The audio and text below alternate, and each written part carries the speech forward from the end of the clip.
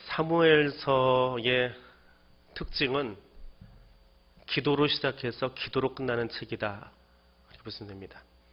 1장과 2장이 한나의 기도, 그리고 제일 마지막 사무엘하 22장에서 23장은 다윗의 기도, 그렇게 나옵니다. 사무엘서의 또 하나의 특징은 하나님이 우리 안에, 우리 삶 속에 계신다라고 하는 사실을 이야기하는 책입니다. 이방 신들은 어디에 있습니까? 그리스 로마 신화를 읽어보면 신들이 사람 속에 내려와 있긴 하지만 신화적인 이야기들을 합니다. 사람이 할 수 없는 이상한 일들만 하고 있죠. 그런데 사무엘서 속에 있는 하나님은 사람이 살아가는 그 역사 속에 들어오셔서 그들과 함께 하고 계시는 하나님, 그들 속에 같이 계시는, 그래서 사무엘서를 통해서 역사서로 분류하는데 이 역사 속에 계신 하나님의 이야기를 읽으면서 그 하나님이 지금 우리 가운데 함께 하신다라고 하는 것을 알도록 하는 것, 그것이 사무엘서입니다. 그래서 하나님이 역사 중심에 계신다, 역사의 주관자이시다라고 하는 사실을 알려면 역사서를 읽으면 되는 거예요. 역사 가운데 계시는 하나님, 역사와 동떨어져서 저기 어디 천상에 계신 하나님이 아니라 우리 가운데 구체적으로 들어오셔서 우리의 문제를 직접 부딪히시고 만나시고 해결해 주시고 이끄시는 하나님이시다라고 하는 겁니다. 사무엘서는 전부 4명의 사람들이, 중요한 인물들이 등장을 합니다. 중요하다고 하지만 나머지 사람들도 약한 건 아니에요. 한나가 있고, 그 다음에 사무엘이 나오고, 사울이 나오고, 다윗이 나옵니다. 굵직한 사람들이죠. 이것도 그냥 사람들의 관점인지 모르겠어요. 이게 주연이다라고 하는 것은. 그 중간중간 나오는 나발 같은 사람, 아주 해학적인 이야기가 나오죠. 역사 속에 어떻게 저런 인간이 다 있나 싶을 정도로. 근데 사실은 그 나발 같은 사람이 지금 우리 역사 속에도 있거든요. 그래서 역사와 동떨어진 이야기가 아니라 너무 우리 이야기를 그대로 세상 말로 하면 까발려 놓은 것 같은, 다 드러내는 것 같은 이야기가 사무엘서예요. 그래서 그냥 읽으면서 하나님이 이런 환경마다 어떻게 일하실까, 하나님 마음은 대체 무엇일까라고 하는 관점에서 성경을 쭉 읽어 나가시면 사무엘서가 아주 재미있을 겁니다. 사무엘서, 열왕기서는 원래 하나의 책입니다. 역사서예요. 사무엘, 열왕기가 하나의 책입니다. 그런데 히브리서로 기록되어진 사무엘서와 열왕기서는 2개의 두루마리로 되어 있어요. 달달달달 말하는 두루마리가 2개입니다. 사무엘서, 열왕기서예요. 근데 주전 2세기경에 이것을 헬라어로 바꾸는 작업을 합니다. 이게 진짜 성경이 맞냐라고 하는 검증 작업을 하기도 하고, 또 국제화시키기 위한 작업으로 랍비들이 나서서 헬라어로 만드는데, 번역한다라고 하는 것은 말이 길어질 수밖에 없어요. 지려밟다, 그 무슨 말입니까? 대답 안 하셔도 괜찮아요. 그냥 머릿속으로 아시죠? 이게 뭔지, 어떤 느낌인지. 근데 이걸 만약에 영어로 푼다라고 해보세요. 밟는다라는 말 아니고는 뭔가 설명이 있어야 되잖아요. 마찬가지예요. 히브리어로 기록된 성경을 헬라어로 옮긴다. 그러면 직역을 하는 게 아니고 이것이 무슨 의미인지를 알 수 있을 만큼은 풀어놔야 되는 거예요. 그러다 보니까 분량이 2배가 돼버립니다. 그래서 원래 두루마리가 2개였는데 몇 개가 되는 거예요? 그러면 2 곱하기 2는 4. 아주 쉬운 질문 대답 좀 하고 넘어가세요. 4가 되는 거죠. 그래서 사무엘서가 상하로 나눠지고 열왕기서가 상하로 나눠지는 거예요. 그러면서 이제 책이 소위 4권으로 분류됐는데, 원래 히브리인들은 2개의 두루마리를 쓰긴 했지만 역사서라고 하는 하나의 책으로 보고 있는 거예요. 그것이 후대로 오면서 4개로 나누어졌다. 이거는 팁으로 들으시면 좋을 것 같습니다. 자, 사무엘서의 배경, 한나 이야기의 배경입니다. 사사시대의 끝입니다. 사사시대는 어떤 시대예요? 그건 아주 잘 기억하시죠? 최근에 회중기도 하시는 분들이, 아마 수요기도 나오신 분들이 회중기도로 그렇게 하시는 것 같아요. 요즘 사사시대 같은 그러면서 자꾸 그 용어를 쓰시더라고요. 그래서 수요일에 나오셔서 공부를 열심히 하고 한 몇 달 동안 사사시기를 읽다 보니까 딱 우리 역사가 똑같다고 이야기하시는구나. 잘 배우신 거고 잘 보신 거예요. 그때만 사사시대가 아니고 지금 우리가 사사시대를 살고 있어요. 사실은. 사사기와 똑같은 모습, 사사시대라는 말이 아니고 사사때와 똑같은 그런 모습으로 살아가고 있습니다. 근데 그 시기의 마지막은 아니에요. 사실. 근데 그 역사 순서를 이렇게 훑어놓은 것, 분류해 놓은 것으로 보면 그 끄트머리에 있는 이야기지요.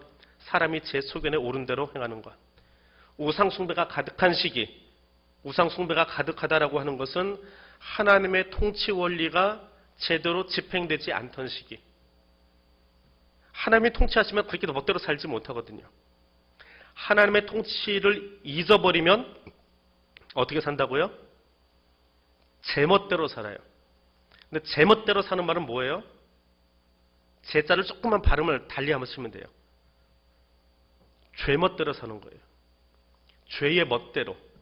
죄를 지으면서 그게 멋있어 보이는 거예요. 나쁜 짓 하면서 멋있어 보이는 거예요. 나쁜 짓 하고 폼 잡는 거예요. 나쁜 짓인 줄 모르고 으스대면서 사는 거예요. 이게 사사시대 같다라고 표현하면 되는 거예요. 요즘 보세요. 죄 지어놓고도 의시되고 있잖아요. 얼마나 의시되고 있습니까? 뻔뻔하잖아요. 괜찮아. 난 몰라, 난 몰라, 난 몰라, 난 몰라. 얼마나 뻔뻔해요. 그런 시대를 살아가고 있는 거예요. 하나님의 은혜 가운데 가난을 점령했어요. 옛날에 사람들이 살았는데 하나님이 은혜 주셔서 가나안 땅을 점령하게 하셨대요. 그러면 뒤에는 뭐가 나와야 돼요? 그래서 행복하게 살았더래요 하면 되잖아요. 근데 하나님과 함께해서 여호수아를 끝내면서 가나안을 점령했는데 그 다음 이야기가 뭐예요? 행복한 이야기가 아니고 죄멋대로 사는 이야기, 지멋대로 사는 이야기. 얼마나 불행한 이야기예요. 이게 이 사무엘서의 배경이에요. 앞에 나오는 배경이에요. 도덕적으로 정치적으로 무정부 상태지요. 사사기 마지막 기억하시지요? 얼마나 정말 냄새나는, 냄새 맡기도 싫은 그 이야기가 거기 써 있었는지. 레위인 첩사건, 그걸 해결하는 이스라엘 사람들의 사건. 도덕적으로 정치적으로 이게 말이나 되냐. 그냥 까발리면 까발릴수록 아예 덮어버리고 싶은, 보고 싶지 않은. 그래도 TV 앞에 앉아있죠. 뭔가 시원한 게 나오기를 바라고. 자꾸 덮어버리고 싶은, 보고 싶지 않은 우리의 자화상인데도 불구하고 잠깐 사사들이 등장하지만 항상 어두웠던 그 시기의 사람들. 근데 그 시기가 끝나갈 무렵에 그래도 이런 사람이 있었다. 누구예요? 지난달에 묵상했던 룻, 자기 이름을 가지고 등장한 사람. 근데 자기 이름 가지고 책을 쓰기는 뭐하지만 그래도 이런 여자도 하나 또 있다? 그게 사무엘서 제일 처음에 나오는 한나예요. 한나 이야기예요. 자, 히브리 성경에는 순서가 어떻게 되어 있냐 하면 우리말 성경은 사사기, 룻기, 사무엘서 그렇게 나오죠. 소위 역사서라고 분류를 해가지고 미국식 분류예요. 그렇게 해서 나눠놓은 거예요. 그런데 히브리인들은 그렇게 쓰지 않았습니다. 히브리인들의 성경책 순서는 어떻게 되어 있냐면 잠언, 룻기, 아가서 그렇게 되어 있어요. 이 세 개 다 소위 성문서예요. 그러니까 노래하는 책이에요. 하나님을 노래하는 책. 근데 잠언의 제일 마지막 이야기가 뭔지 기억하십니까? 여자들이 제일 좋아하는 이야기. 현숙한 여인. 그래, 현숙한 여인이 누구예요? 룻이에요. 그 룻과 같은 여자의 모습이 교회로 비춰져서 어떻게 노래가 돼요? 아가서에서 술람미 여인으로. 자, 그리고 이제 역사를 봅시다. 이렇게 나가는 거예요. 히브리 사람들의 성경 배열하고 우리의 성경 배열은 많이 다르죠. 물론 틀렸다는 건 아니에요. 이것도 나름대로의 의미는 있어요. 근데 히브리인들이 가지고 있는 성경 배열의 순서는 그런 의미가 있더라라고 하는 거예요. 그래서 룻을 보고 나서 그 다음에 룻에게서 나오는 어떤 영성을 가지고 한나를 쳐다보아라 라는 그런 배열의 순서를 가지고 있습니다. 그래서 룻기 뒤에 사무엘서가 나오는 것은 그 의미는 살려놓았다라고 볼 수 있는 거예요. 룻은 어디서 살았지요? 모압 사람인데 어디 와서 살았어요? 베들레헴. 예루살렘보다 조금 남부 지역. 중남부 지역, 우리로는 충청도쯤 되는. 그러면 한나는 어디 살았어요? 실로, 에브라임 산지, 중북부 지역. 중북부 지역. 우리로 치면은 개성 황해도쯤 되는, 서울보다 조금 더 북쪽으로 치면 서울을 중심이라고 본다면 거기 살던 사람이에요. 사는 곳은 다르지만, 한나나 루시나 사는 곳은 다르지만 참 고집스러운 여자들이에요. 어떻게 고집스러워요? 사사시대 가운데서 어떻게 하면 하나님 말씀대로 살아볼까라고 나름대로 몸부림쳤던 사람. 나름대로 몸부림쳤던 사람이에요. 그것이 두 여자의 모습입니다. 그리고 그 두 여인의 이야기를 통해서 룻은 다윗의 조상이 되어지고, 한나는 뭐 했어요? 사무엘을 낳아서 그가 다윗에게 기름 붓도록 만드는 총매제로서 사슬의 마지막을 달려가고 있는 거예요. 다윗을 향해서. 결국 영원한 왕을 향해서 달려가는 두 여자의 이야기가 룻기 사무엘서로 연결되고 있더라라고 하는 겁니다. 예, 여기에 남자가 하나 등장합니다. 사무엘 1장에 남자가 하나 등장하죠. 그 사람 이름이 누구예요? 엘가나. 1절에 나오는 에브라임 산지 라마다임 소빔에 에브라임 사람 엘가나라 하는 사람이 있었으니 여로함의 아들이요 엘리후의 손자요 도후의 증손이요 숲의 현손이더라. 셋은 지명이고 6개는 인명입니다. 왜 이렇게 긴 이야기를 사무엘서 1장 1절에 써놓았을까요? 이게 아까 했던 이야기예요. 하나님은 우리 역사를 떠나서 저 피안의 세계에 계신 분이 아니라 어디에? 구체적으로 에브라임 땅에 라마다임 소빔에 에브라임 사람 엘가나에게, 엘가나는 누구냐? 뚝 떨어진 사람이 아니라, 멜기세덱 같은 사람이 아니라 누구요? 여로함의 아들이고 엘리후의 손자고 도후의 증손이고 숲의 현손으로 그 시대를 살아가던 사람, 그 시대를 살아가던 한 사람, 그렇게 표현하고 있는 거예요. 이건 역사적인 사건이라는 거예요. 사람들이 알고 있는 역사의 사건, 신화의 사건이 아니라 그것을 이야기하는 거예요. 그리고 이렇게 소개하면서 부유한 가정이었다라고 이야기합니다. 부유한 가정이었다. 그런데 이 가정을 좀 소개하는 내용들 한번 보십시오. 이 사람들은 실로에 살고 있습니다. 실로라고 하는 곳은 다윗이 즉위해서 예루살렘의 성전을 짓기 전까지 이스라엘의 종교 중심지였어요. 약 200년 동안 여기서 예배를 드립니다. 예루살렘의 법궤 옮겨지기 전까지 그것이 예배 중심지였어요. 근데 그 예배 중심지로 엘가나의 가정이 찾아옵니다. 제사 드리기 위해서. 자, 그런데 와서 보니까 한나가 울고 있어요. 왜 울어요? 왜 울고 있어요? 아이를 낳지 못해서 분인나가 자꾸 격분케 해서. 그래서 엘가나의 처방은 무엇입니까? 제사를 드리고 나온 제물을 뚝 떼어서 3분의 2는 누굴 줬어요? 한나 주고 3분의 1은 누구 줬어요? 분인나 주고. 그러면서 위로했더라라고 하는 거예요. 자, 좀 삐딱한 이야기를 해볼게요. 이 엘가나 가정이 제대로 된 가정 같아 보입니까? 엘가나의 처방이 좋은 처방 같아 보입니까?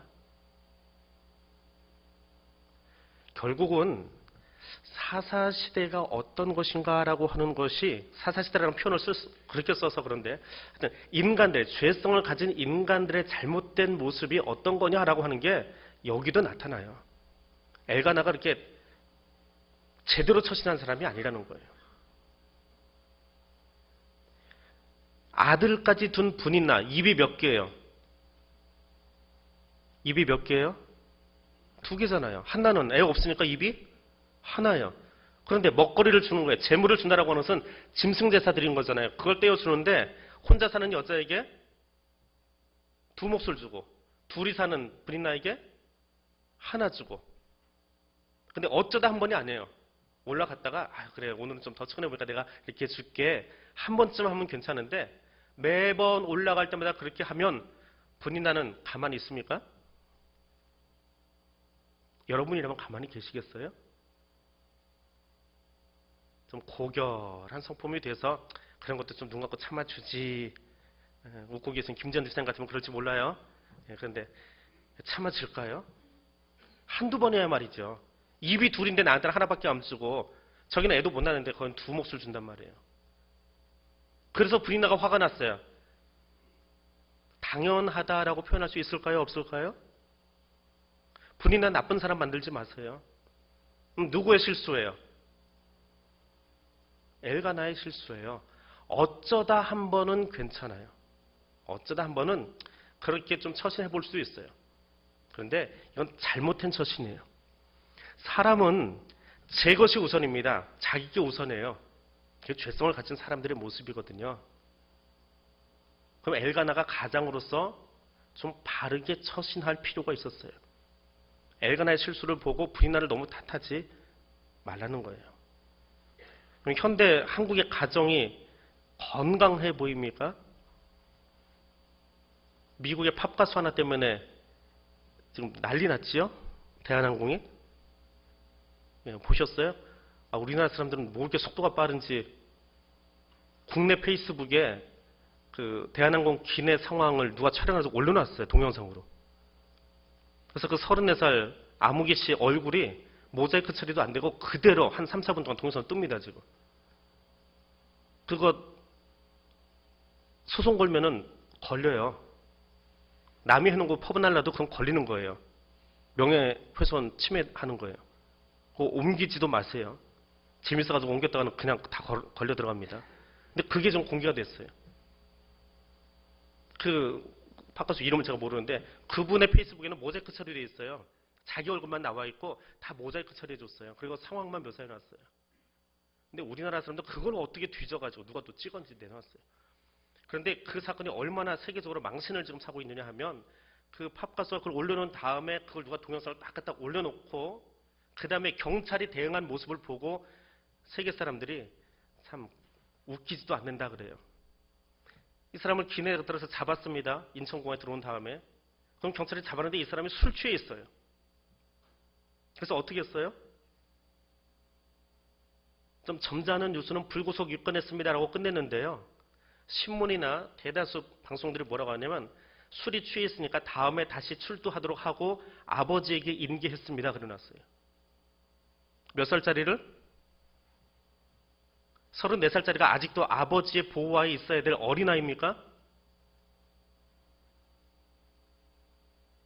망신을 사고 또 사고 있는 거예요. 한국 사회가. 자기 스스로 책임질 수 있는 일을 만들어주지 않고 있어요. 예전에도 난동을 피웠던 사람이랍니다. 그러면서 얼마 전에 미국으로 가던 비행기에서 난동 피웠다가 미국 경찰에 잡힌 우리나라 치과 의사가 조면되고 있어요. 3년 징역형 받아가지고 지금 교도소 들어가 있습니다. 미국 땅에 내리는 바람에. 그러니까 이 비행기가 만약에 미국 가다 그랬으면 이 친구도 교도소 가야 돼요. 가정이 바로 서야 된다라고 하는 것은 부자 되는 이야기가 아니에요. 마땅히 해야 될 것을, 마땅히 가르쳐야 될 것을 가르쳐 주는 거예요. 제가 참 존경하는 아버지가 한 분 있어요. 이 아버지는 황해도 해주에서 내려오셔서 자수성가하신 분이에요.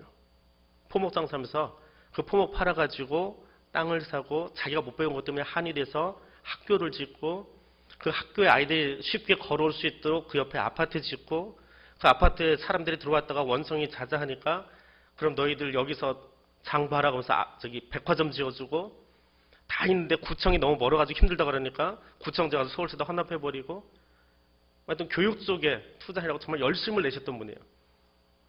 근데 그 아들들은요, 아버지가 그렇게 떼돈 벌어버리니까 돈이 돈 같지 않은 거예요. 펑펑 쓰는 거예요. 근데 어느 날 그 큰아들이요, 스테라를 몰고 왔어요. 요즘으로 치면 뭐라고 해야 될까요? 하여튼 굉장히 좋은 차를 끌고 온 거예요. 학생들이 아버지한테 쫓아가서 얘기했어요. 이사장님, 제 고등학교 이사장이에요. 저건 아니잖아요. 안 그래도 아들이 자기 돈으로 산 게 아니고 그냥 저러고 다니겠으면 안 좋았는데 저게 뭐예요? 아버지는 뭘 타냐면은 꼬랑지 빠진 차 있죠? 포니 타고 다니셨어요. 그래가지고 결국은 아버지가 그 아들을 달랬어요. 달랜 게 아니라 교육을 시켰어요. 그걸 바꿔놨어요. 그럼 이 시대에 아버지가 살아있다면 가정이 넘어지지 않습니다. 사사시대가 넘어진 한 가지 이유가 뭐냐 하면 가장이 넘어진 거예요. 가장이 중심을 못 잡은 거예요. 아버지가 중심을 못 잡아준 거예요. 엘가나가 중심을 못 잡은 거예요. 브리나가 왜 삐뚤어졌습니까? 두 아내 데리고 사는데 두 아내를 공평하게 사랑해 줘야 돼요. 물론 애 없는, 애를 낳지 못한 그 여인을 사랑해 주는 것 해야지요. 보살펴야지요. 그러나 또 한편에서 적수가 되어 있는, 같은 가정 안에 살고 있는, 자기가 권위로 살고 있는 사람을 잘 건사할 책임이 엘가나에게 있어요. 근데 그 일을 못한 거예요. 그것이 사사시대예요. 죄를 짓고 나가서 엉뚱한 일을 하는 것이 아니에요. 아버지는 아버지의 자리에서, 어머니는 어머니의 자리에서 바르게 서 있느냐라고 하는 거예요. 예배 장소에 나와 있습니다. 하나님께 제사드리기도 나와 있어요. 그 자리는 평온한 자리가 되어야 되잖아요. 그런데 분인나도 한나도 평온하지 못한 자리예요. 그 장소에서 누군가는 격분하고 누군가를 미워하고 있어요. 그게 사사시대예요. 하나님께 감사하고 하나님을 만나기 위해서 나와야 될 자리가 마음속에 끊임없이 미움을 가지고 이걸 해소시키지 못하고 들고 앉아 있는 거예요. 하나님을 만나면 그게 해결돼야지요. 하나님, 내 안에 이 미움이 아직도 해결되지 않아요. 이걸 좀 어떻게 해결해 주세요. 나를 불쌍히 좀 여겨주세요. 이게 기도 제목이 돼야 돼요. 근데 여전히 그 미움 가지고 이기려고 하는 거예요. 한나의 기도는 뭐예요? 한나가 무슨 기도였어요? 아들 주세요. 왜? 아들 하나 나면 이 모든 상황을 역전시킬 수 있을 것 같은 거예요. 가만히 그 기도를 들어보면요. 분이나는 아들을 낳고 있을까요? 딸을 낳고 있을까요? 이 상황이 짐작이 돼요. 분이나는 아마 딸이 있었을 거예요. 성경에 아들, 딸 구분 없이 얘기를 하고 있는데 분이나에게는 그 자식에 대한 이야기가 없어요. 그러니까 한나는 아들 하나만 낳으면 이 모든 상황을 역전시킬 수 있습니다라고 하는 생각이 있는 거예요. 그 기도가 나오는 거예요. 한나 같은 기도가 좋은 기도다라고 말하지 마세요. 왜 한나가 그런 기도를 던질 수밖에 없는가라고 하는 상황을 심리적으로 한번 찾아가 보세요. 결국은 서원 기도라고 하는 그 당시에 정말 독특한 기도를 하였지만 그 또한 누군가에게 복수하고 싶은 기도였던 거예요. 조심해야 돼요. 하나님 앞에 나아가는 것은 배워야 되지만 그러니까 정말 하나님이 원하시는 거였는가라고 하는 것은 살펴볼 필요가 있어요. 기도하는 것도 중요하지만 예배 자리에 앉아있는 것도 중요하지만 그 자리에 앉아있는, 출석하고 있는 것이 중요한 것이 아니라 하나님께 어떤 마음가짐으로 앉아있느냐고 하는 것은 더 중요합니다. 하나님이 이사야를 통해서 그 백성들에게 선언하는 첫 번째 메시지가 있지요. 너희가 가져온 그 무수한 재물 때문에 내가 질렸다. 그만 좀 가져와라. 받기 싫다. 역겹다. 그게 예배드리는 자세냐? 차라리 마당만 밟고 다니지 말고 나가라. 이게 사사기 1장의, 아니 이사야 1장의 이야기예요. 우리 예배 자리를 잘 구분하셔야 돼요. 기도의 자리를 잘 구별하셔야 돼요. 기도라는 모양을 가지고 누군가를 저주하지 마세요. 하나님이 절대로 용납하지 않으시기 때문에 그래요. 하나님 듣지 않으세요. 하나님이 역겨워하시는 게 있어요. 하나님의 사랑이시지만 정말 지독하게 싫어하시는 게 있어요. 예배 자리에 있음에도 불구하고 내가 예수 십자가 앞에서 변화되지 않으면 하나님 그걸 싫어하세요. 반드시 깨서 부수어서 바뀌기를 원하세요. 그게 하나님이세요. 물론 한나를 위로하고 있는 엘가나의 그 마음만큼은 이해는 할 수 있어요. 칭찬은 할 수 있습니다. 아이 낳지 않아도 내가 너를 사랑한다.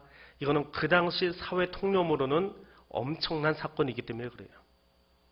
우리 조선시대만 해도 그렇잖아요. 7거 지약 중에 하나가 애 못 낳는 거거든요. 아이 못 낳는데 그 여인을 품고 있는 것, 내 아내로 거느리고 사는 것, 이건 엘가나 입장에서는 아주 큰 사건이에요. 그 당시 사회적인 분위기 속에서는 정말 큰 사건이에요. 그거는 칭찬할 만해요. 그러나 다 다 옳은 것은 아니라는 거예요. 우리가 이 사람들을 묵상할 때에 사람들의 냄새가 얼마나 잘 나고 있는지, 그래서 내가 무엇은 취하고 무엇은 버려야 될지도 볼 수 있어야 된다라고 하는 거예요. 자, 한나가 기도하러 나갑니다. 고통 중에 파묻혀 있지 않고 하나님께 나아갑니다. 그 기도의 자세는 우리가 본받아야 돼요. 고통 속에서 분노하고 누군가에게 내 그 감정을 다 표출시키면서 그렇게 살아가는 모습은 아니에요. 하나님께 나아가서 하나님께 토로해야 돼요. 하나님께 탄원하고 하나님에게서 해결을 받고 그 모습은 참 좋아요. 또 하나 이 한나의 기도는요, 이 당시에 기도하는 자세로서는 정말 특이한 기도입니다. 우리는 그냥 이 한나 기도를 보면서 나도 그 한나처럼 우리 결혼한 우리 시집간 딸을 위해서 그 태문이 열리도록 기도해야지. 예, 그렇게 보지 마세요. 예, 그렇게 갖다 그냥 이연령 비연령 하듯이 그렇게만 갖다 붙이지 마세요. 한나의 기도는요, 아주 특별한 기도예요. 뭐가 특별할까요? 뭐가 특별한 것 같으세요? 이 대목 이야기 참 많이 들으셨잖아요. 여기 앉아 계신 분들은 가만 보니까 초신자는 없는 것 같아요. 한나의 기도가 뭐가 특별할까요?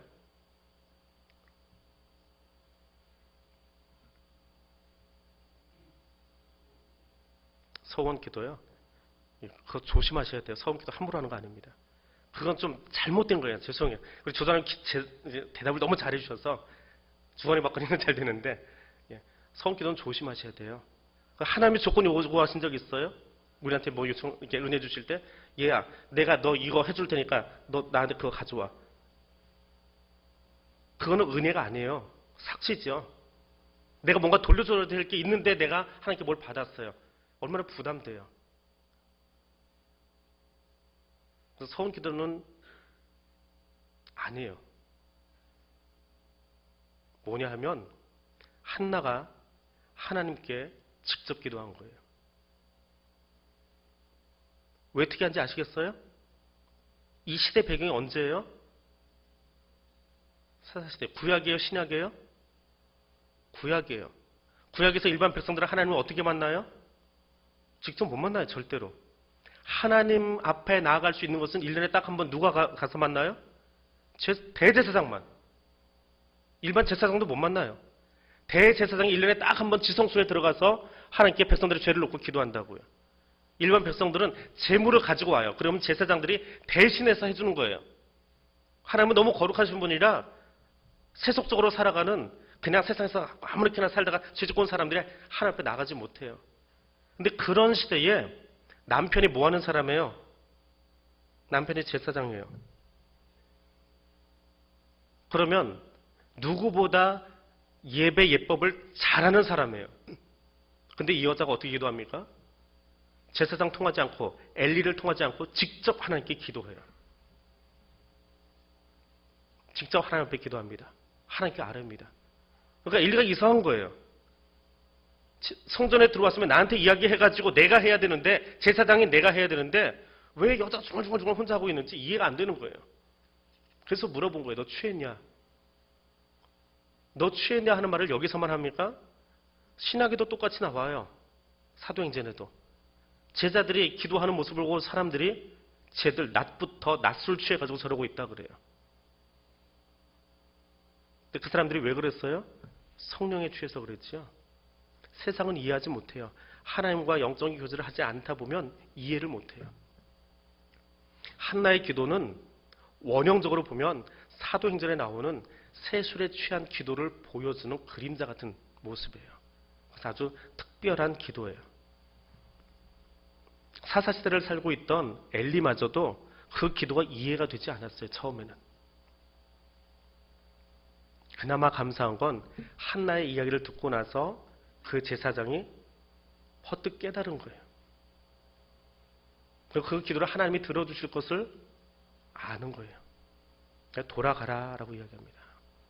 그리고 돌아간 뒤에는 함께 동침해서 하나님이 그를 생각해 주시고 임신하게 되었다라고 오늘 본문이 마무리되어집니다. 성이라고 하는 이야기가 등장하는데요. 이것이 하나님을 만나고 그것이 영성과 만나고 나니까 결과물이 뭐가 나왔어요? 생명이 나왔어요. 천국은 생명의 잔치가 벌어지는 곳이에요. 누군가를 죽이고 누군가에서 분노하고 격분하고 적수가 되어지고 등 돌리고 앙금 가지고 사는 곳이 아니에요. 그건 지옥이에요. 성전 안에 있어도, 실로 성전 안에 있어도 거긴 지옥이에요. 근데 하나님의 말씀이 임하고 그 모습으로 부부가 서로 사랑하면 생명의 잔치가 벌어지게 되어 있어요. 그래서 누가 태어났습니까? 엘가나와 한나가 잠을 자고 나서 태어난 사람이 누구예요? 사무엘이에요. 하나님의 이름이 전해진 사람이다 라고 하는 뜻입니다. 그래서 말씀을 마무리합니다. 사무엘하고 이스라엘 사람들이 듣습니다. 히브리 사람들이 그렇게 해서 한나가 나온 사람이 사무엘이야. 이제 사무엘이 이 역사를 끌고 나갈 거야. 사무엘 하고 이야기만 하면 이스라엘 사람들은 마음속에 뭉클하고 올라오는 게 있어요. 하나님이 들으시는구나. 사무엘이라고 하는 이 단어는 샬이라고 하는 단어에서 비슷하게 발음합니다. 샬, 샤무엘, 샬, 샤무엘, 샬, 구하다. 샬. 한나가 하나님께 샬했더니 구했더니 하나님이 주신 게 사무엘이에요. 엘리가 한나에게 내가 너를 위해서 샬해줄게. 내가 너를 위해서 구해줄게. 내가 너를 위해서 구해줄게. 2번이나 샬 하고 이야기합니다. 그게 귀에 박혔나 봐요. 그래서 아이가 낳는데 사무엘이 돼요.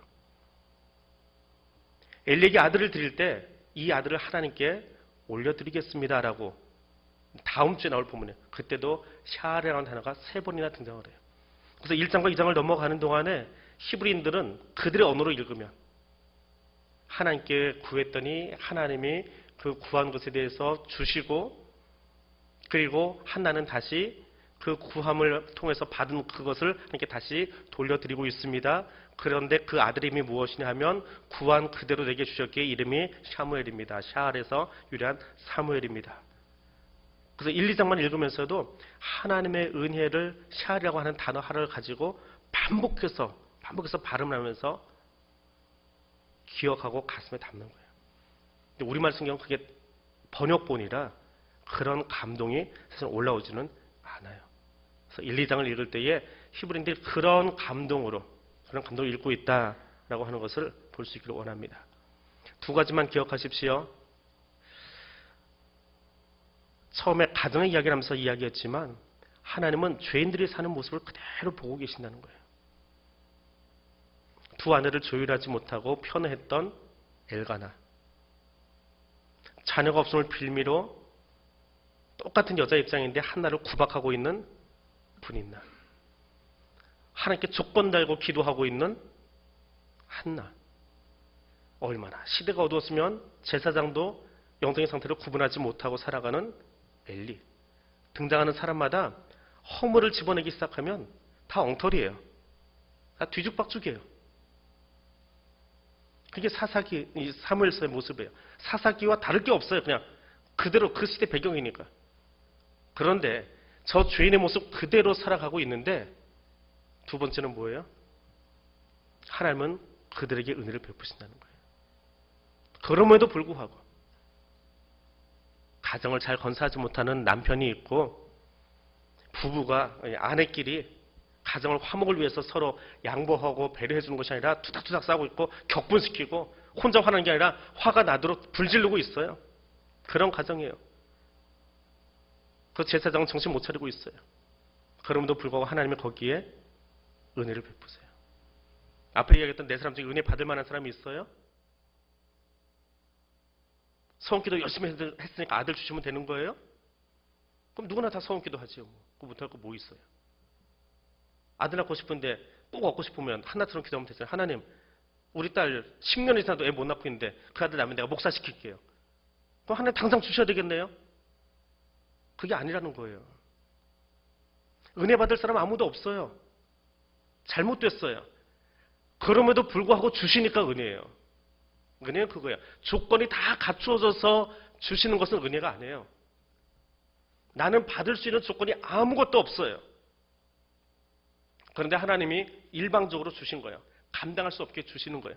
그게 은혜예요. 4사람 중에 누가 조금 더 낫습니까?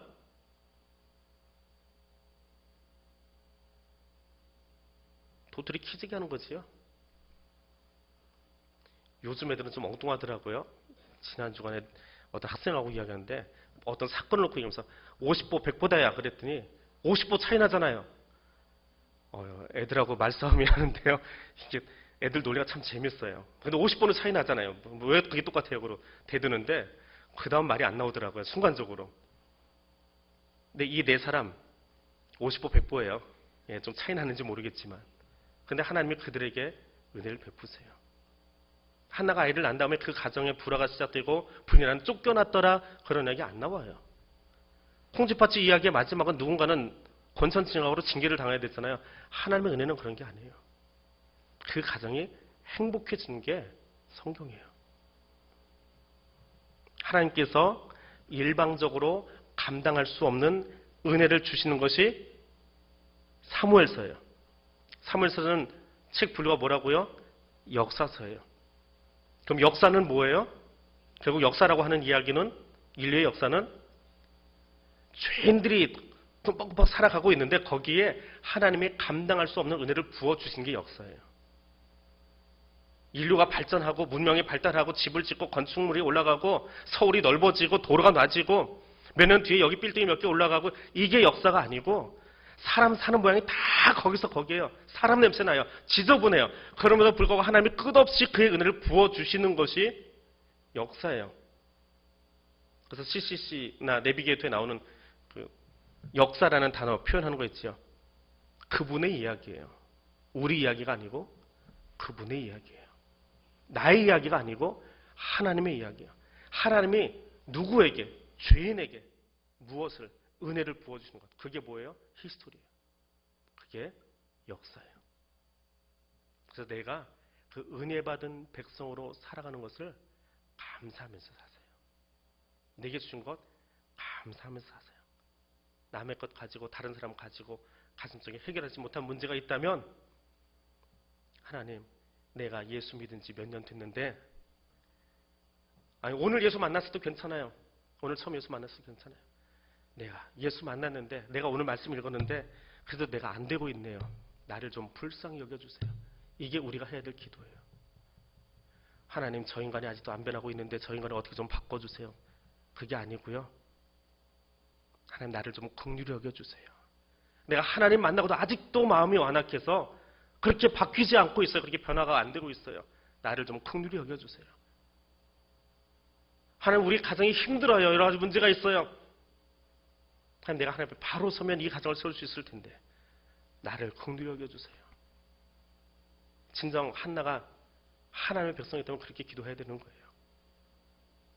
하나님, 내가 가장인데 이 가정을 향해서 올바른 지혜를 가지고 이 두 여인을 평화롭게 만들어갈 수 있는 지혜를 주세요. 내가 그거 못해요. 하나님, 나를 좀 긍휼히 여겨주세요. 이게 엘가나가의 기도가 되어야 돼요. 하나님이 어두운 시대 내가 제사장이 되었는데 참 지멋대로 사네요. 근데 나도 똑같은 것 같아요. 나 제사장이라고 별다르지 않아요. 나도 이 시대에 살고 있으니까 물들어 있어요. 하나님, 나 좀 긍휼히 여겨주시고 내게 지혜를 주세요. 이 시대에 내가 마땅히 해야 될 일이 무엇인지 좀 알 수 있게 나 좀 긍휼히 여겨주세요. 이게 엘리의 기도 제목이 돼야 되는 거예요. 오늘 이 저녁에 그렇게 기도할 수 있기를 원합니다. 너도 나도 손가락질하기 좋아하고 비평하기 좋아하고 판단하기 좋아하는 이 시대에 하나님의 통치가 임하도록 기도하시기를 바랍니다. 하나님, 이 땅을 통치해달라고 기도하시기를 바랍니다. 하나님, 이 땅에 하나님을 경외하고 두려워하는 자들로 세워지도록 기도하시기를 바랍니다. 하나님, 우리 교회의 교역자들이, 직분자들이 정말 하나님 두려워하는 자들로 가득히 세워진 직분자들이 그렇게 하나님 두려워함으로 자신의 사명 감당할 수 있게 해달라고 기도하시기를 바랍니다. 그리고 하나님, 내가 하나님의 은혜만 기억하고 살아가게 하옵소서. 그 은혜 받을 만한 자격이 하나도 없는데 내게 은혜 베풀어 주셨잖아요. 내가 건강해서 오늘 여기 나와 있는 것 같아요. 예, 호흡 주셔서 생명 주셔서 여기 걸어 나왔잖아요. 하나님, 이 은혜 주셨다면 이제는 그 은혜를 기억하고 경험하고 그 은혜를 나누는 자들로 살아가도록 나를 사용해달라고 이 세 가지 기도 제목 가지고 이렇게 통성으로 기도하겠습니다.